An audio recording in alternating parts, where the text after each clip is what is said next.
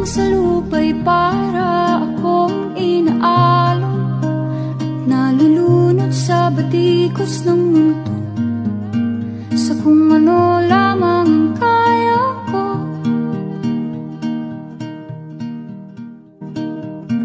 Bigang-bigan sa mga problemang di masolusyonan agad, parang wala ng bukas. Pwede bang umiwas?